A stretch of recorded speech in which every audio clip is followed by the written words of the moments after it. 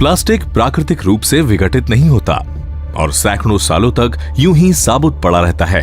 यही कारण है कि आज प्लास्टिक कचरा पर्यावरण प्रदूषण का एक गंभीर कारण बन गया है। इतना ही नहीं, प्लास्टिक कचरा समुद्रों में पहुंच रहा है, जिससे पूरा समुद्री इकोसिस्टम संकट में है। आज समुद्रों में करीब 10 करोड़ टन प्लास्टिक बिखरा पड़ा है। प्लास्टिक के कारण होने वाला प्रदूषण वैश्विक स्तर पर चिंता का विषय बना हुआ है।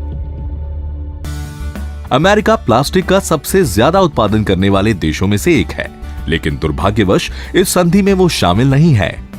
प्लास्टिक के कचरे की रोकथाम लागू करने में मदद के लिए व्यापार, सरकारों, अकादमिक जगत और नागरिक समुदाय के संसाधनों से जुड़ा एक नया सहयोग शुरू किया गया है।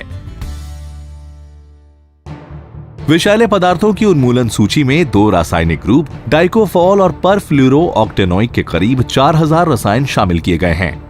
इनमें से कुछ रसायन अब तक औद्योगिक और घरेलू उत्पादों में भारी मात्रा में इस्तेमाल किए जाते रहे हैं, जैसे खाना पकाने के नॉन-स्टिक बर्तनों और खाद्य प्रसंस्करण उपकरणों में।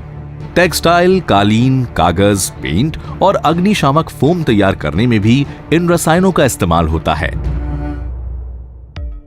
अब तक लाखों टन प्लास्टिक कचरा विकासशील देशों में भेजा जा चुका है, लेकिन इस समझौते के बाद ये देश प्लास्टिक कचरे के आयात पर रोक लगा सकते हैं, जिससे निर्यातक देश अच्छी गुणवत्ता और रिसाइकिल करने लायक प्लास्टिक का इस्तेमाल करने पर मजबूर होंगे।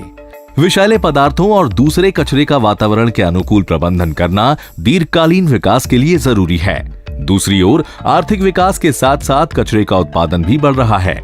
उचित प्रबंधन के अभाव में इसका असर इंसानों की सेहत और पर्यावरण पर पड़ रहा है। अब 187 देशों की सहमति से तैयार कानून हमारे प्राकृतिक वातावरण के संरक्षण में मदद करेगा। ये समझौता प्लास्टिक कचरे पर रोक लगाने और उसके असंतुलित वितरण पर नियंत्रण रखने में काफी मददगार साबित होगा और प्लास्टिक कचरे का उचित प्रबंधन सुनिश्चित करेगा।